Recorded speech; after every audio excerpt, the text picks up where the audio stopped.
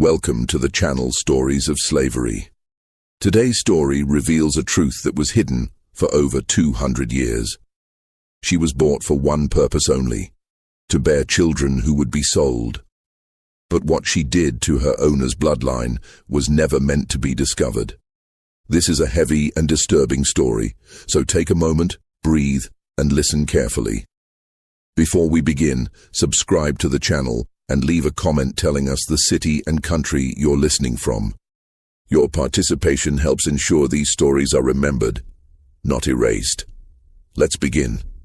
In the summer of 2019, a 67-year-old woman named Margaret Whitmore Collins sat in a private medical office in Boston, Massachusetts.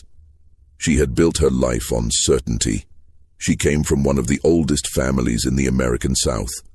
Her ancestors had owned thousands of acres of land. They had built banks, railroads, and textile mills. For nearly 2 centuries, the Whitmore name had meant power, wealth, and legacy. But on that July afternoon, everything Margaret believed about her family was about to collapse. The doctor placed a folder on the desk between them. He did not smile. He did not offer small talk. He simply said that the genetic results had come back, and there was something he needed to explain. Margaret listened as the doctor described a rare hereditary condition affecting every living member of the Whitmore bloodline. It was a genetic anomaly that caused progressive organ failure. It had appeared in her grandfather. It had killed her father at 58. It had taken her brother at 61. And now, the same markers were present in her own DNA, in her children's DNA, and in her grandchildren. The doctor said the condition was unusual. It did not follow normal inheritance patterns. It seemed to have entered the family at some point in the 19th century and had strengthened with each generation, rather than weakening. He said he had never seen anything quite like it. Margaret asked if there was a treatment. The doctor paused before answering. He said they could manage symptoms, but they could not cure what was written in her blood. That evening, Margaret sat alone in her study surrounded by portraits of her ancestors. She looked at the face of Edmund Whitmore, her great-great-great-grandfather, the man who had built the family fortune on a cotton plantation in South Carolina. She looked at his cold eyes and his stern mouth. And for the first time in her life, she wondered what secrets that face was hiding. She decided to hire a genealogist. She needed to understand where this curse had come from. She needed to know why her family was dying. What she discovered over the next 18 months would reach back 182 years, to a small cabin on a plantation called Magnolia, to a 17-year-old girl named Ruth, who had been purchased for a single purpose, and to a revenge so patient and so complete that it had waited almost 2 centuries to be understood. This is that story. The year was 1842. The place was Charleston, South Carolina, one of the wealthiest cities in America. The source of that wealth was cotton, and the source of the cotton was the labor of enslaved people. By 1842, South Carolina had more enslaved people than free citizens. The economy, the culture, and the social order all depended on the continuation of slavery. In the center of Charleston stood a building that tourists today pass without knowing its history. It was called Ryan's Mart, and it was one of the largest slave auction houses in the American South. The building had high ceilings and large windows to let in light. The floors were made of hard brick. The walls were thick enough to muffle the sounds from inside. Every Tuesday and Friday, enslaved people were brought to Ryan's Mart to be sold. They were made to stand on raised platforms while buyers examined them like livestock. Men checked their teeth. Women had their bodies inspected for signs of childbearing. Children were separated from their mothers and sold to different buyers heading to different states. The records from Ryan's Mart still exist today. They are kept in archives at universities and historical societies across the South, and in those records, in the faded ink of an auctioneer's ledger, dated September 14th, 1842, there is an entry for a 17-year-old girl listed only as Ruth, female, healthy, suitable for breeding. She was sold for $420 to a man named Edmund Whitmore. Edmund Whitmore was 34 years old in 1842. Edmund Whitmore was 34 years old in 1842. He owned a plantation called Magnolia, located about 40 miles northwest of Charleston. The plantation covered 3,200 acres. Most of that land was dedicated to cotton, which was processed in a gin house near the main property and shipped down the Santee River to Charleston for export. Edmund had inherited Magnolia from his father, who had inherited it from his father before him. The Whitmores had been in South Carolina since before the Revolution. They considered themselves aristocrats, the natural rulers of the land and everything on it. But Edmund faced a problem that many plantation owners faced in the 1840s. The international slave trade had been banned since 1808. It was now illegal to import enslaved people from Africa or the Caribbean. This meant that the only way to increase the enslaved population was through birth. And birth meant that plantation owners needed women who could produce children. This practice had a name. It was called breeding. Plantation owners selected women specifically for their ability to bear children. These children would either be kept to work on the plantation or sold to other slaveholders for profit. A healthy child could be sold for anywhere from $200 to $500. A woman who produced multiple children could generate thousands of dollars over her lifetime. Edmund Whitmore was a practical man. He understood numbers. And when he saw Ruth standing on that platform in Charleston, he saw an investment. Ruth had been born on a small farm in Virginia in 1825. Her mother, a woman named Abena, had been brought from the Gold Coast of Africa when she was a child. Abena had been sold 3 times before she was 20 and had lost 2 children to sale before Ruth was born. She knew what awaited her daughter. She knew the world they lived in offered no protection and no mercy. But Abena carried something with her from Africa that could not be sold or stolen. She carried knowledge. Her own mother had been a healer in their village, a woman who understood the properties of plants, the secrets of roots and leaves and bark. This knowledge had been passed down through generations of women, and Abena passed it to Ruth.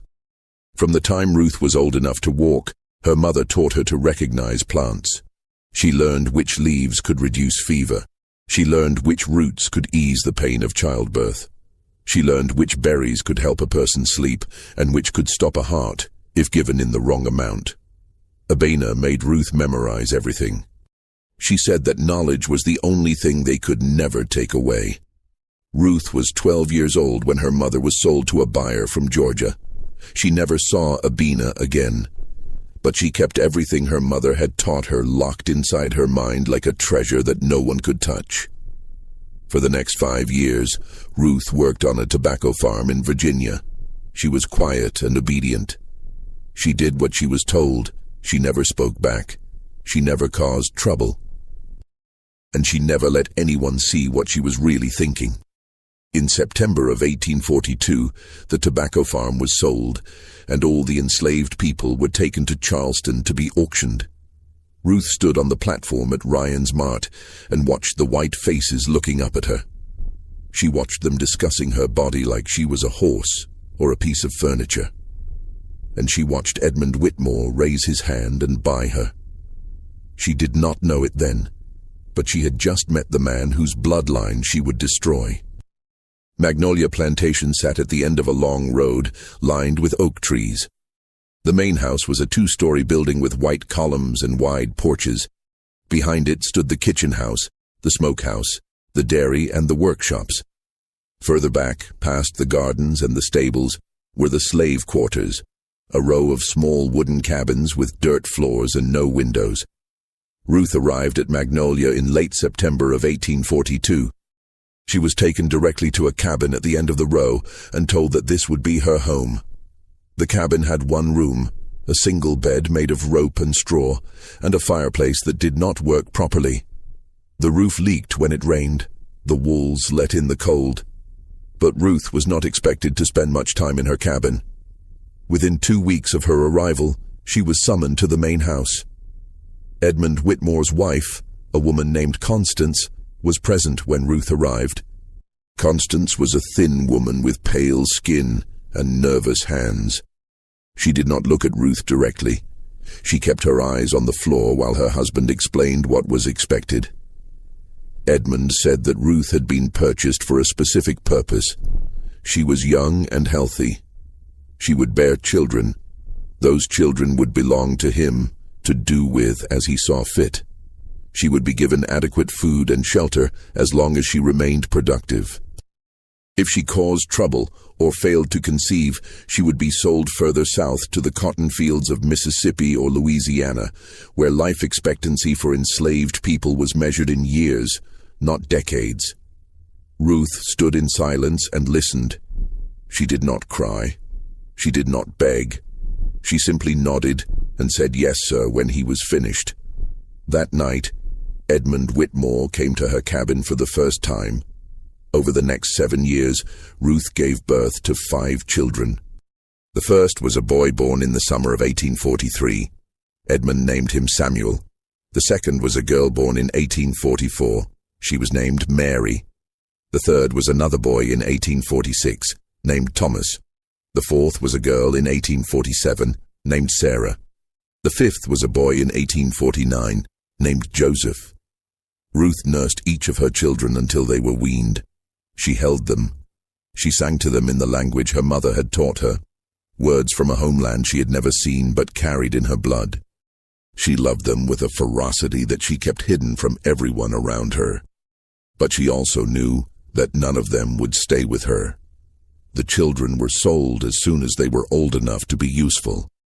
Samuel was sold at age 7 to a plantation in Alabama. Mary was sold at age 6 to a household in Savannah. Thomas, Sarah, and Joseph followed in turn. Each time, Ruth watched her children being led away in chains, and each time, she felt something inside her harden like stone. Edmund Whitmore kept careful records of these transactions. The records still exist in the Whitmore family papers, which were donated to the South Carolina Historical Society in 1952. They show that Edmund earned a total of $2,800 from the sale of Ruth's children. He considered this an excellent return on his original investment. What the records do not show is what Ruth was thinking during those 7 years. They do not show the plans forming in her mind. They do not show the anger building behind her quiet eyes. But there was another set of records that Edmund did not know about. Ruth was keeping her own account, written not on paper but in memory. And in that account, a debt was growing that would take generations to repay. In the spring of 1850, something changed at Magnolia Plantation. Constance Whitmore, Edmund's wife, had been sick for years. She suffered from what the doctors called female complaints, which was a common way of saying they did not know what was wrong. She spent most of her days in her bedroom, taking laudanum for the pain and receiving visits from a series of physicians who prescribed various cures that never worked. But in March of 1850, Constance's condition suddenly improved. The change was remarkable. She began eating again. She started leaving her room. She even walked in the gardens for the first time in 2 years. The cause of this improvement was a tea that Ruth had begun preparing for her. Ruth had approached the house cook, an older woman named Esther, and suggested that she knew a remedy that might help the mistress.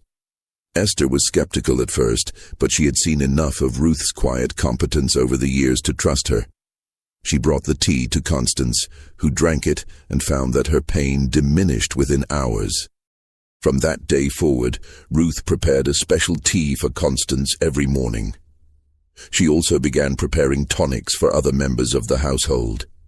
She made a digestive remedy for Edmund's elderly mother, who lived in a cottage on the property.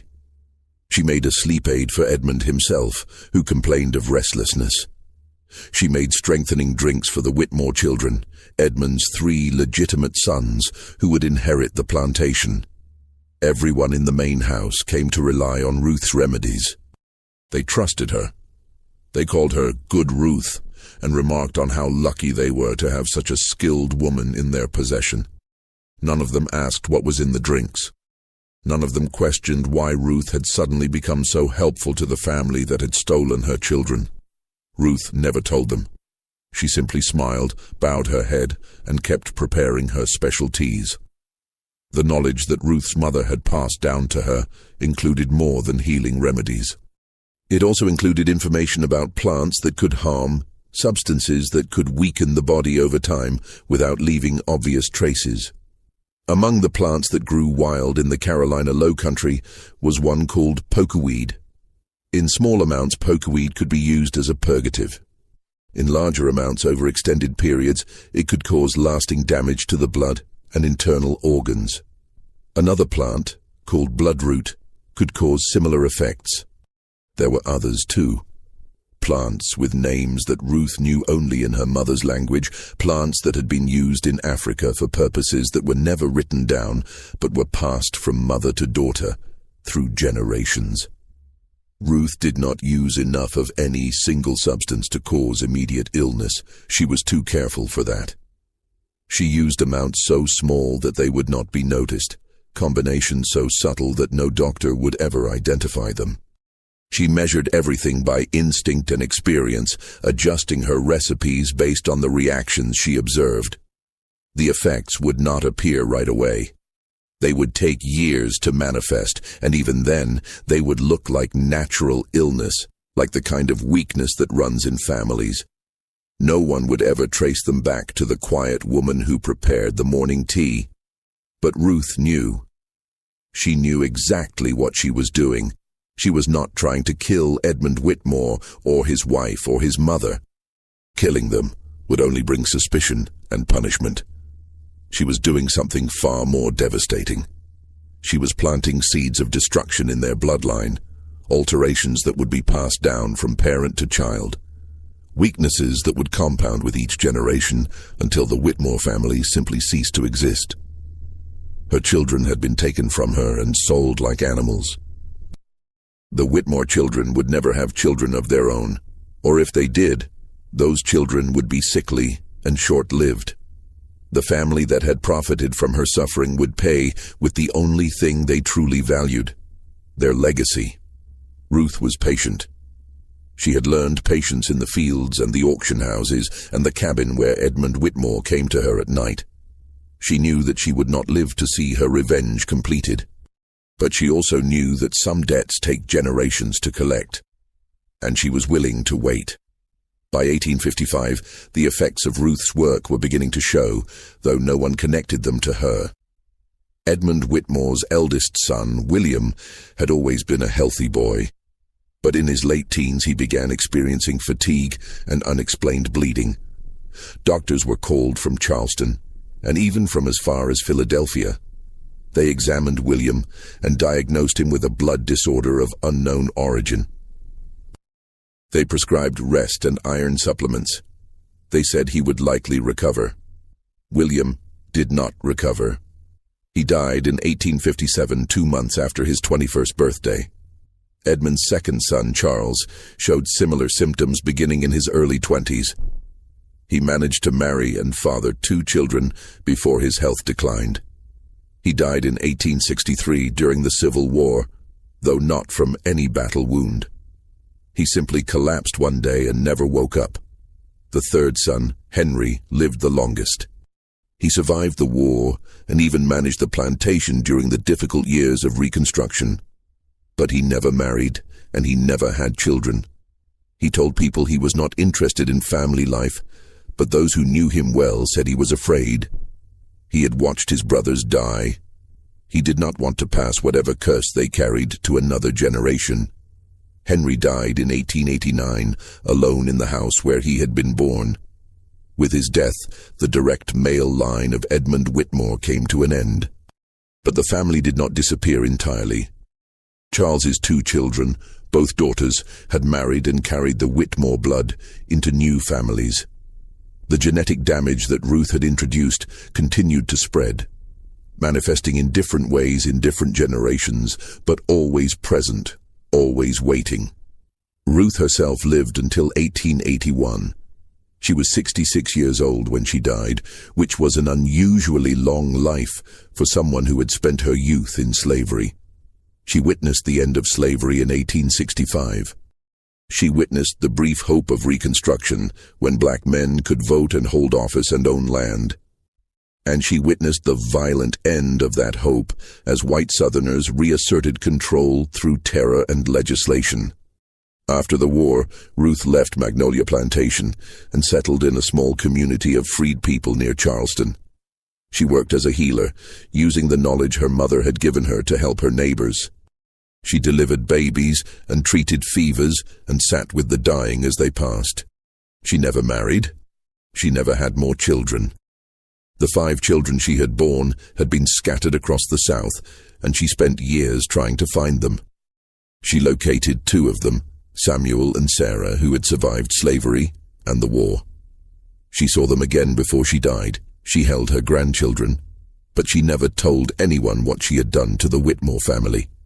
She kept that secret buried deep inside her, a private victory that she carried to her grave, or almost to her grave.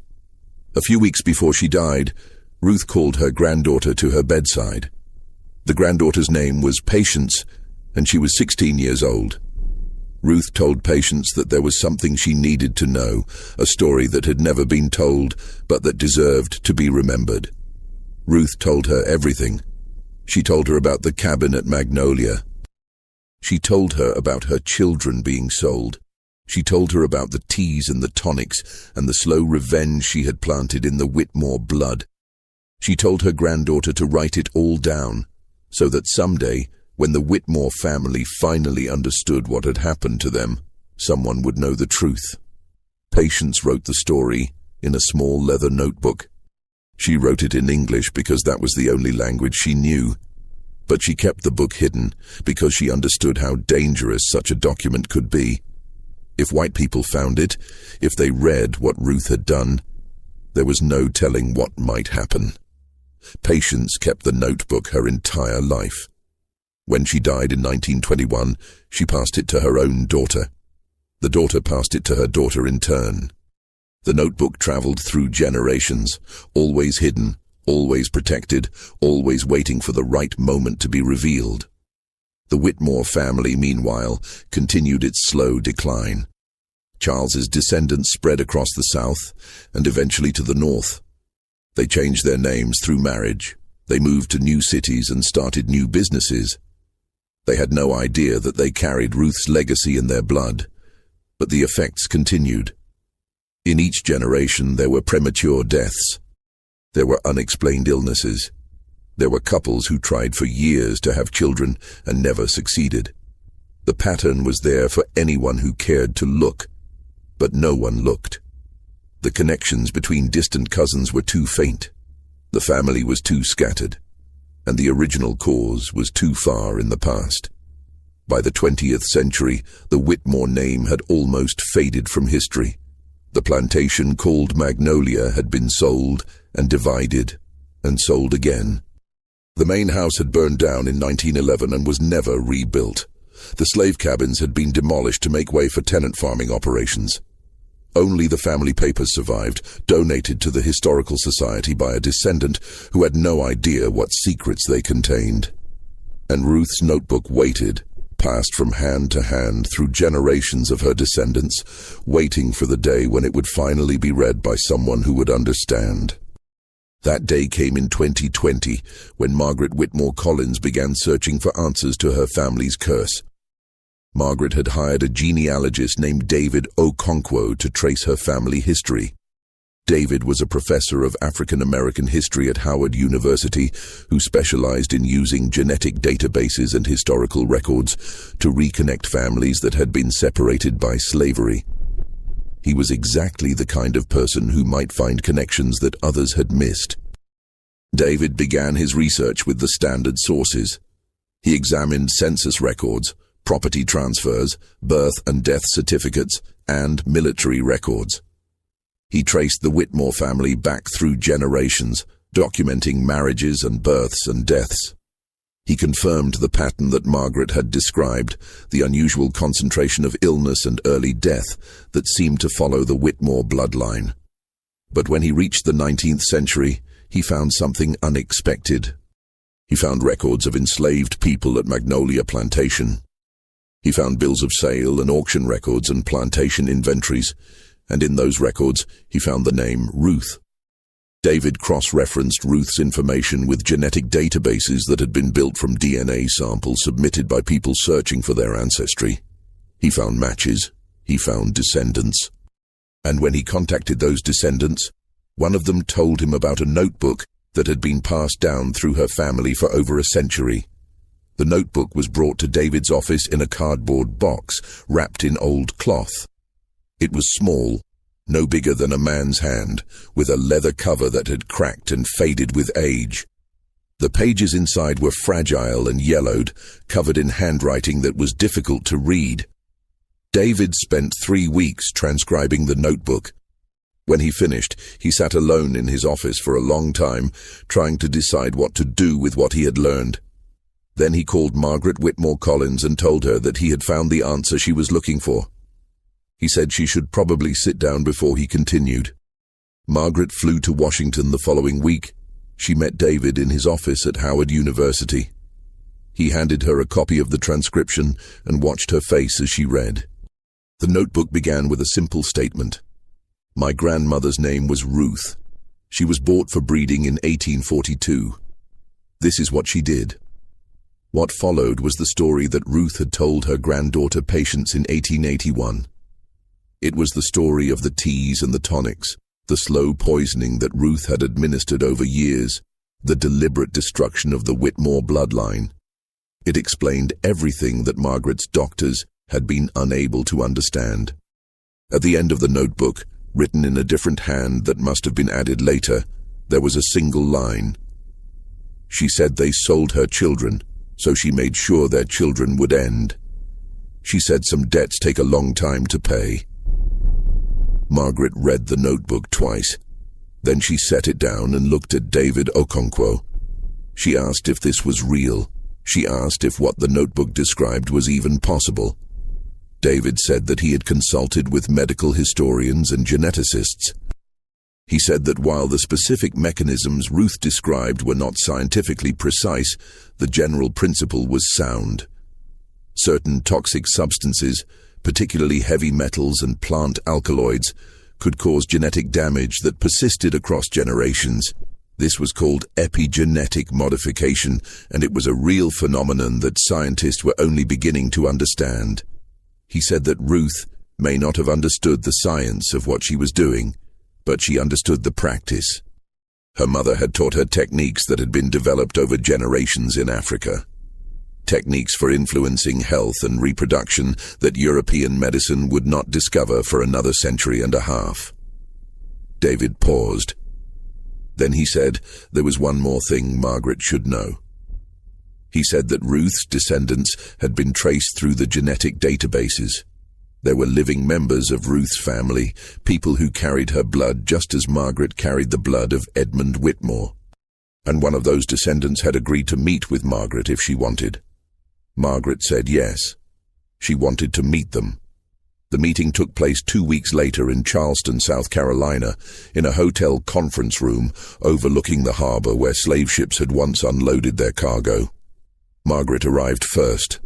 She sat at the table and waited, her hands folded in front of her. She had spent the past 2 weeks thinking about what she would say. She had rehearsed speeches about reconciliation and understanding. She had prepared herself to apologize for what her ancestors had done. But when the door opened and Ruth's descendant walked in, all of Margaret's prepared words disappeared. The woman's name was Grace Williams. She was 71 years old, 4 years older than Margaret.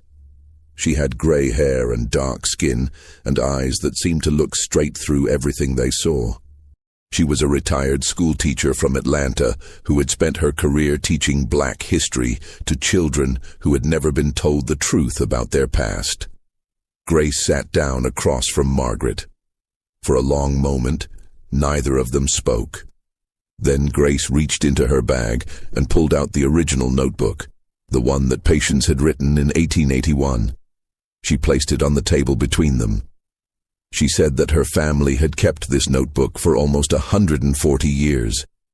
She said they had always known what it contained, but they had never known what to do with it. Some of her relatives had wanted to destroy it, some had wanted to publish it. Most had simply wanted to keep it hidden and let the past stay buried. But Grace had made a different decision. She had decided that the truth needed to be told, not for revenge, but for understanding. She said that Ruth's story was part of American history, a piece of the past that had been deliberately erased and forgotten. She said that bringing it to light was a way of honoring Ruth's memory and the memory of all the women like her who had suffered and resisted and survived. Grace pushed the notebook across the table toward Margaret. She said that she wanted Margaret to have it. She said it belonged to both of their families now. She said that Ruth's revenge was complete, and holding on to anger would not change what had already happened. Margaret picked up the notebook. She held it carefully, feeling the weight of 2 centuries in her hands. She asked Grace if she was angry. She asked if she blamed her, Margaret, for what Edmund Whitmore had done. Grace thought about the question for a long time before answering. She said that anger was a fire that burned the person who carried it. She said that Ruth had carried her anger for 40 years, and it had consumed her life just as surely as it had consumed the Whitmores. She said that both families had been prisoners of the same history, trapped by choices made before any of them were born. But she also said that understanding was not the same as forgiveness. She said that what Edmund Whitmore had done, what the whole system of slavery had done, was unforgivable. It could not be erased or made right by any act of reconciliation. The only thing they could do was acknowledge it, learn from it, and make sure it was never forgotten. Margaret nodded. She understood. She asked Grace what happened to Ruth's children, the 5 who had been sold away from her. She asked if Grace knew where they had ended up. Grace said that she knew about 2 of them, Samuel and Sarah, who had reconnected with Ruth after the war. Their descendants were part of Grace's family. But the other 3, Mary, Thomas, and Joseph, had been lost. Their trail ended at the auction houses where they had been sold. There were no records of where they went or what happened to them. Grace said that this was the true legacy of slavery. It was not just the suffering of those who were enslaved. It was the destruction of families, the severing of connections that could never be repaired. Millions of people had been scattered across the continent, and their descendants were still searching for each other today. Margaret looked down at the notebook in her hands. She thought about her own family, the doctors and the genetic tests, and the fear of what would happen to her grandchildren. She thought about Ruth, a 17-year-old girl standing on an auction platform, watching her future being decided by strangers. She asked Grace one final question. She asked what Ruth would have wanted, if she could see them sitting here together. Grace smiled for the first time since she had entered the room. She said that Ruth would have wanted to be remembered. She would have wanted people to know her name and her story.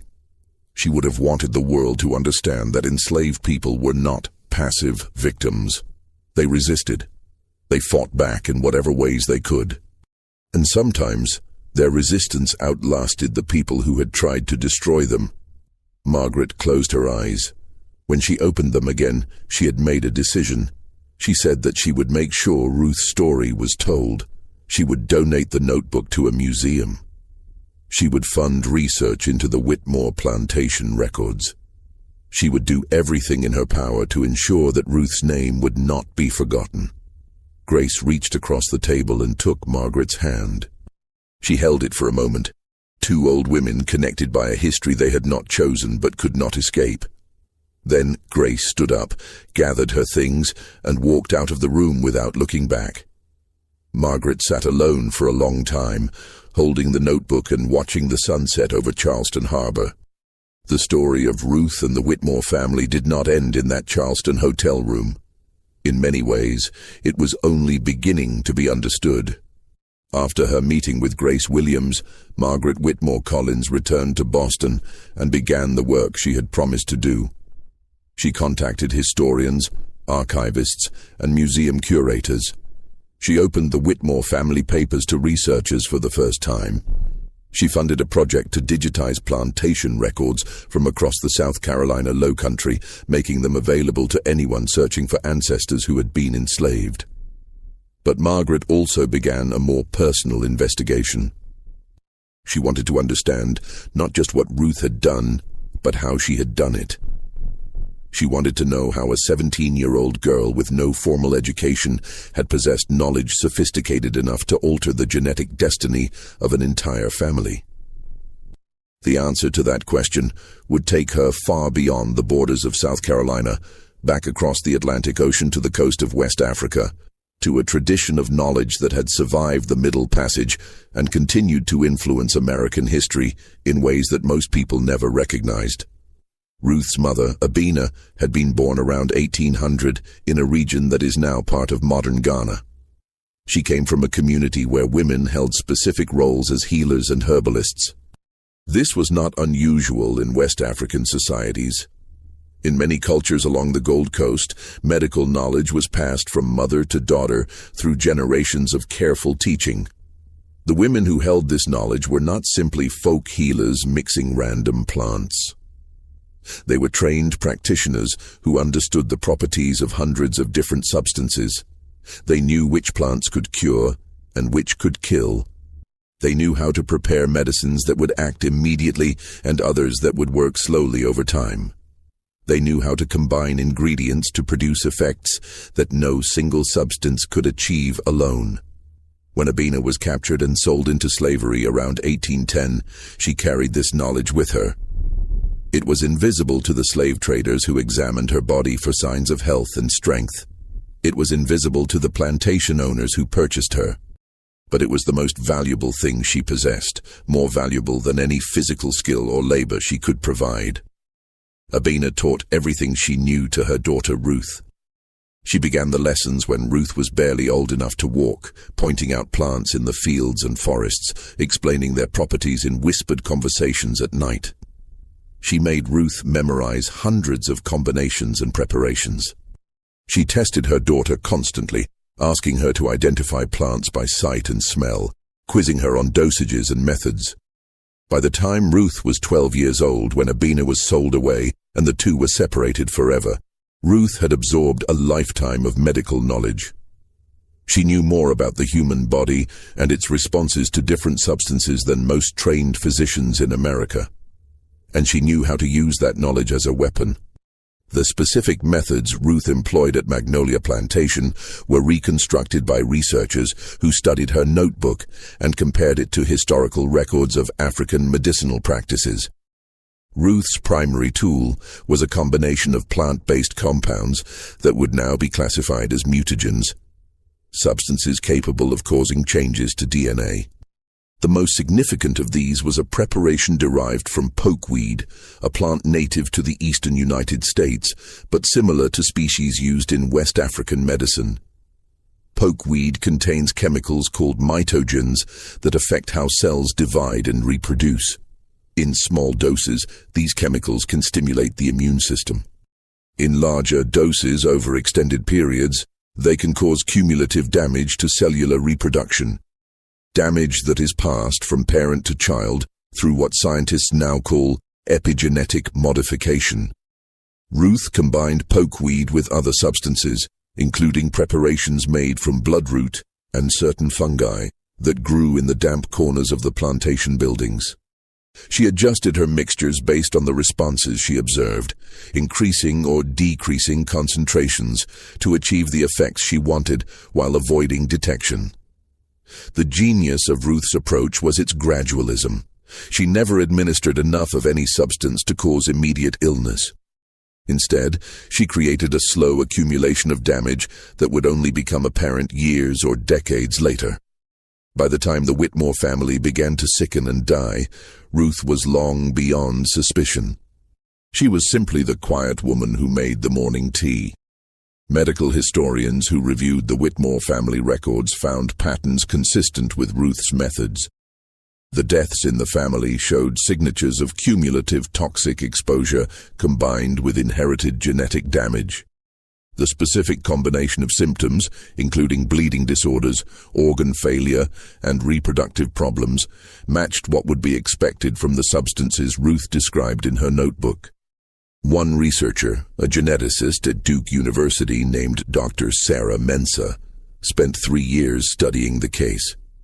She concluded that Ruth had essentially invented a form of genetic warfare more than a century before the science existed to explain it. Ruth may not have understood the mechanisms of DNA or inheritance, but she understood the practical effects of her actions. She knew that damage to the parents would be reflected in the children, and she used that knowledge with devastating precision.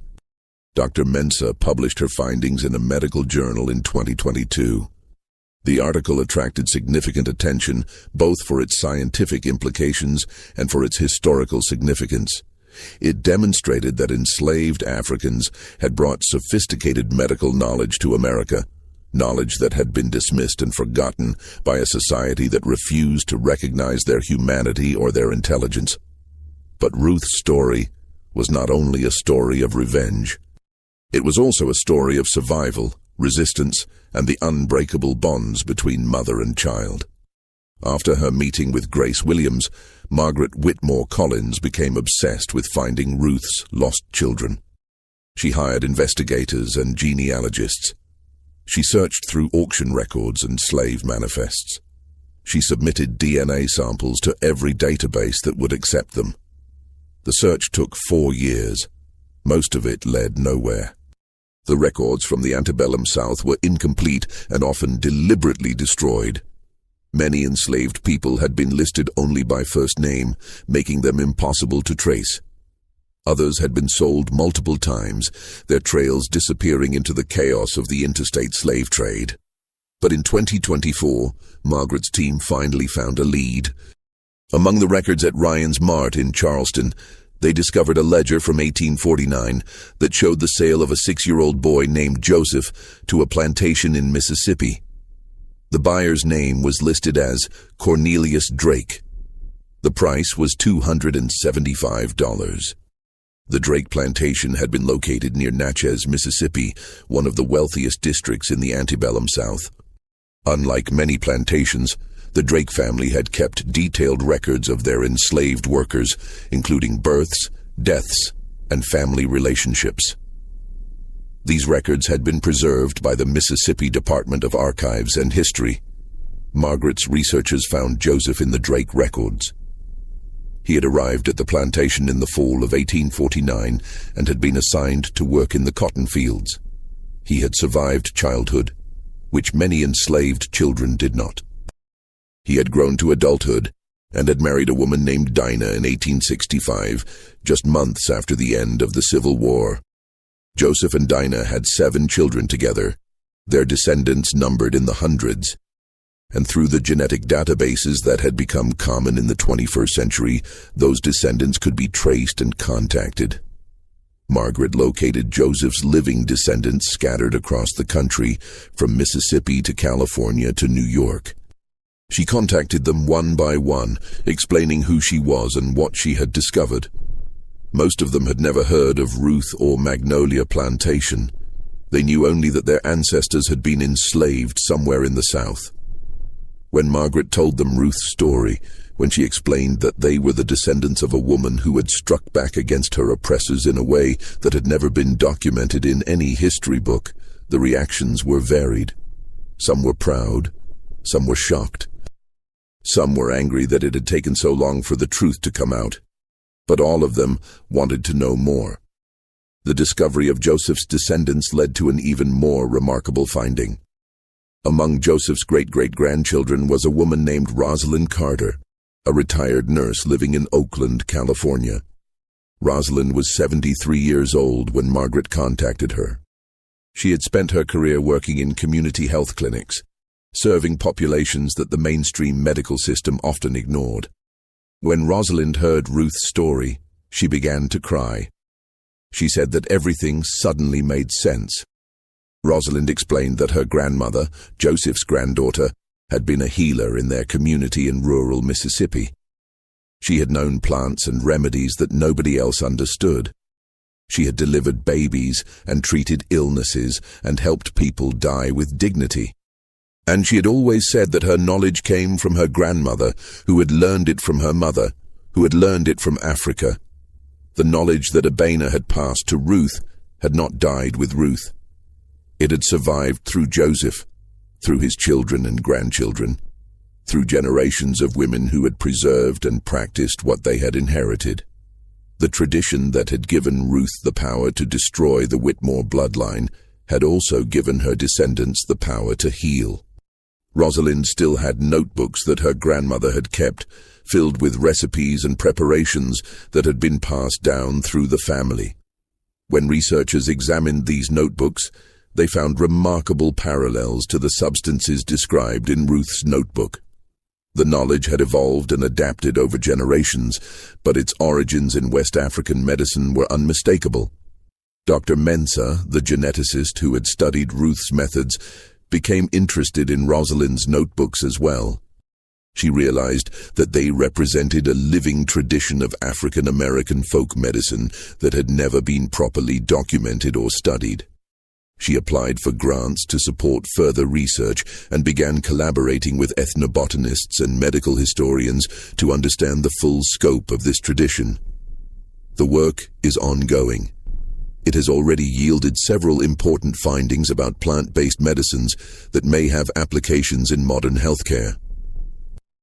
But more importantly, it has demonstrated that the knowledge enslaved Africans brought to America was not lost. It was preserved, adapted, and passed down through generations of people who refused to let their heritage be destroyed. As the story of Ruth spread beyond academic journals and into the public consciousness, it attracted different reactions from different communities. For many African Americans, Ruth became a symbol of resistance. Her story demonstrated that enslaved people had not simply endured their bondage passively. They had fought back in ways both visible and invisible, using whatever tools they possessed. Ruth had no weapons, no army, no political power. She had only her knowledge and her patience, and with those tools, she had brought down a dynasty. Churches and community organizations began telling Ruth's story as part of Black History Month observances. Artists created paintings and sculptures depicting her. Musicians wrote songs about her. A playwright in Chicago developed a stage production based on her life that toured regional theaters across the Midwest. But the story also attracted criticism. Some historians questioned whether Ruth's methods could really have produced the effects described. They argued that the science of epigenetics was still poorly understood, and that the claims made about Ruth's abilities were exaggerated or impossible. They suggested that the Whitmore family's decline might have resulted from ordinary genetic disorders that had nothing to do with Ruth's interventions. Others raised moral objections. They argued that celebrating Ruth's revenge was problematic, that poisoning people was wrong regardless of the circumstances.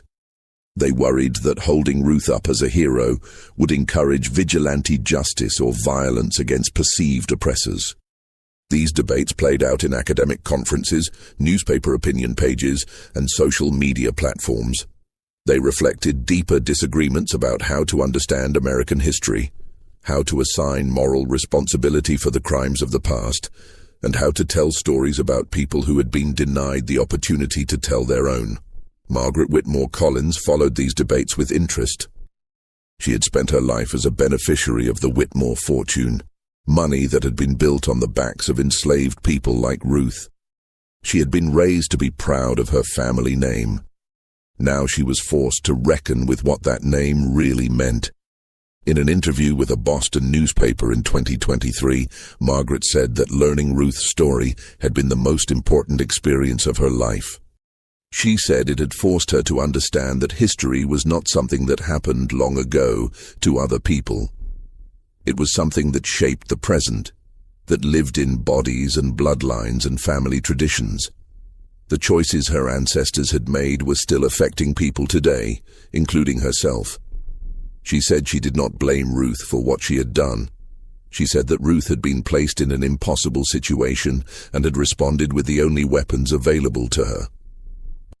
She said that if the Whitmore family was cursed, they had brought that curse upon themselves. Margaret died in 2025 at the age of 73. Her death was caused by the same genetic disorder that had claimed so many of her relatives.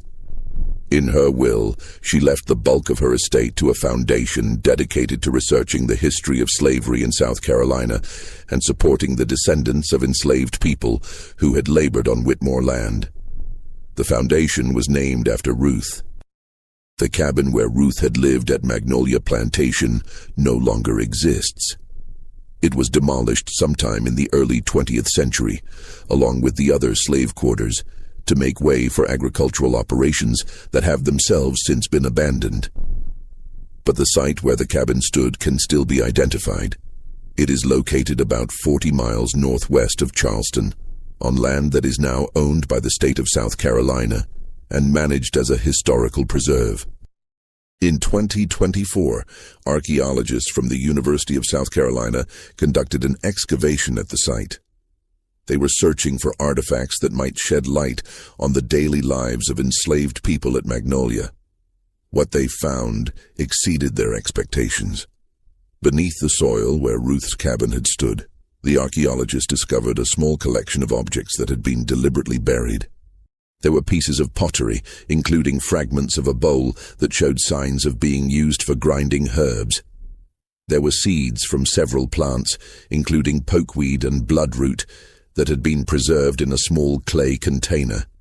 And there was a single piece of cloth, rotted almost to nothing but still recognizable as part of a garment.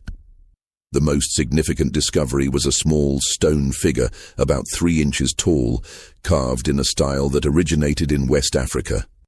The figure represented a female form, with exaggerated features meant to symbolize fertility and protection. Similar figures had been found at other slave sites across the South, suggesting that enslaved people had maintained connections to African spiritual traditions despite the efforts of their owners to erase their culture. The archaeologists theorized that Ruth had buried these objects as a kind of ritual, a way of preserving her heritage and perhaps calling on spiritual powers to aid her work. Whether or not one believed in such powers, the objects demonstrated that Ruth had maintained her identity and her connections to Africa throughout her years of enslavement. The artifacts from Ruth's cabin are now displayed at the Smithsonian National Museum of African American History and Culture in Washington, D.C. They are accompanied by a detailed explanation of Ruth's story, based on her notebook and the subsequent research that her notebook inspired. Visitors to the museum can see the bowl she used to grind her herbs. They can see the seeds she collected. They can see the figure she carved or inherited from her mother. And they can read her words, transcribed from the notebook that Patience wrote in 1881, telling the story of a woman who refused to accept her fate. The last member of the Whitmore family to carry the genetic disorder that Ruth had introduced died in 2031. His name was Thomas Whitmore Blake, and he was Margaret's grandson. He was 34 years old. Thomas had known about Ruth's story since he was a teenager. His grandmother had told him everything, had shown him the notebook, had explained what it meant for their family. He had lived his entire adult life knowing that his blood carried a curse that he could not escape. In interviews given before his death, Thomas said he did not feel anger toward Ruth. He said he understood why she had done what she did. He said that his family had committed crimes against humanity for generations and had never been held accountable. Ruth had simply provided the accountability that the legal system never would. Thomas said he hoped that his death would mark the end of something. He hoped that with the extinction of the Whitmore bloodline, some portion of the debt his ancestors had incurred might finally be paid. He knew that no amount of suffering could undo the harm that had been done to Ruth and the millions of people like her. But he hoped that their story might serve as a warning to future generations about the consequences of treating other human beings as property. Thomas died without children. He had chosen not to have them, knowing that he would pass his condition to any offspring. With his death, the direct bloodline of Edmund Whitmore came to its end, 189 years after Ruth had been sold on the auction platform in Charleston. The curse was complete. But the story does not end with death. It ends with memory, with the determination of those who survived to ensure that what happened would never be forgotten. Ruth's descendants, traced through her son Joseph and her daughter Sarah, now number in the thousands. They have held reunions, sharing photographs and documents and DNA results, piecing together the branches of a family tree that slavery had tried to destroy. They have created websites and social media groups where they exchange information and support one another. They have established scholarship funds for young people who want to study African American history or medicine. Every year, on the anniversary of Ruth's death in 1881, her descendants gather for a memorial service. They come from across the country, from big cities and small towns, from every walk of life. They share stories about their ancestor, about her courage and her intelligence and her determination to resist. They read passages from her notebook. They sing songs that have been passed down through generations. At the 2030 gathering, held in Charleston near the site of Ryan's Mart, where Ruth was sold, more than 300 of her descendants attended.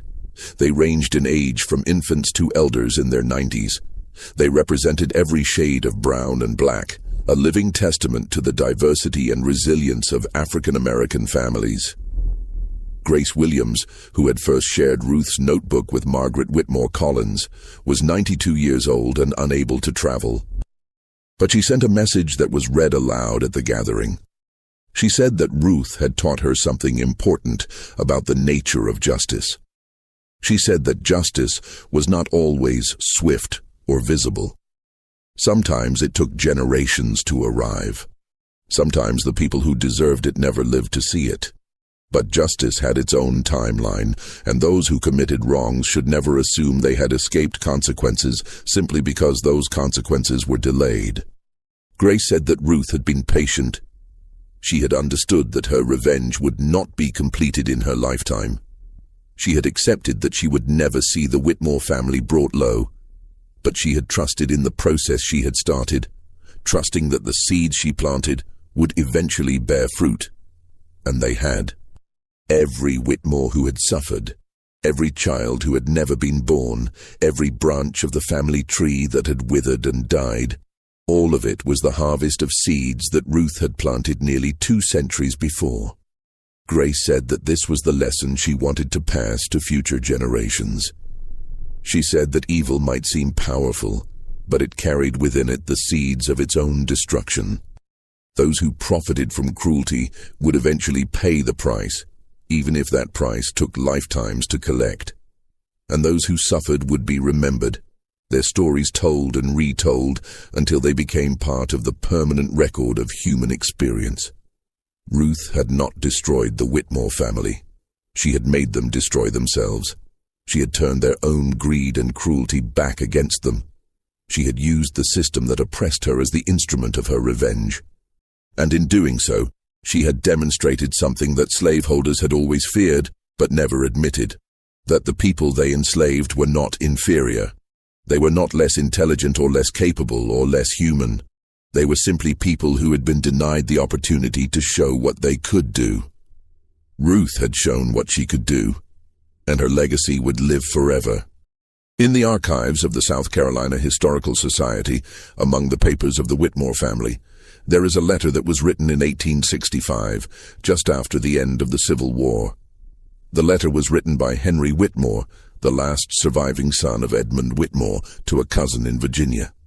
In it, Henry describes the condition of Magnolia Plantation after the war and his plans for the future. He mentions the freed people who had once been enslaved on the property, noting that most of them had left to start new lives elsewhere. But there is one passage that stands out. Henry writes about a woman named Ruth, who had been one of his father's slaves for many years. He says that Ruth left the plantation immediately after the war ended, without saying goodbye or taking any of the belongings she was offered.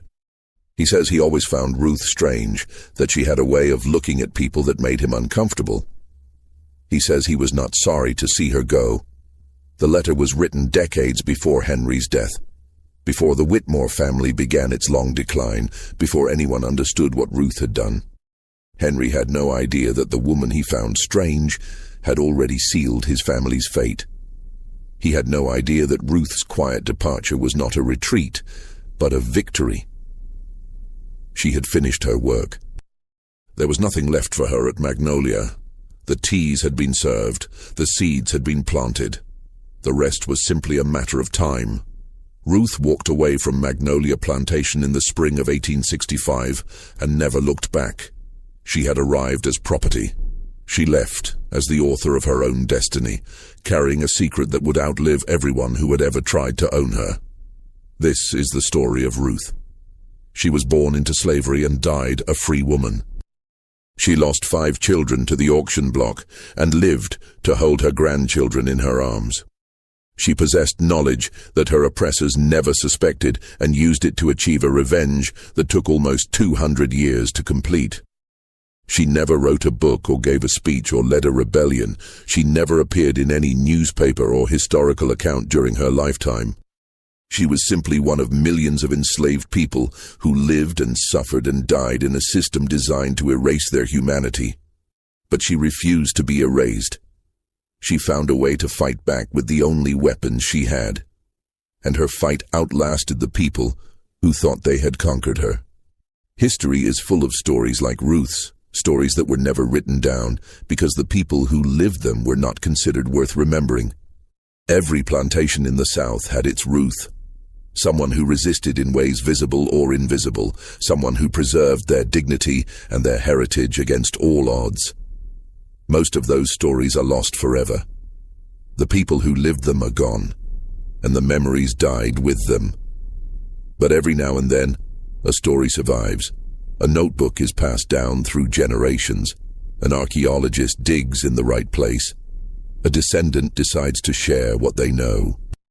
And when that happens, we are reminded that history is not just the story of the powerful. It is also the story of those who were supposed to be forgotten but refused to disappear. Ruth refused to disappear.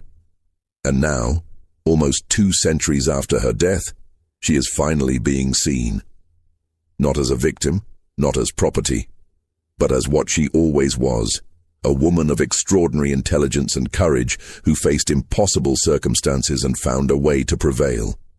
Her story is not a story of forgiveness. It is not a comfortable story that wraps up neatly with reconciliation and healing. It is a story of rage and patience and a determination to make the guilty pay for their crimes. Whether that makes Ruth a hero or something more complicated is a question that each person must answer for themselves. But what cannot be denied is that Ruth's story is true, that it matters, and that it deserves to be told. The Whitmore family thought they owned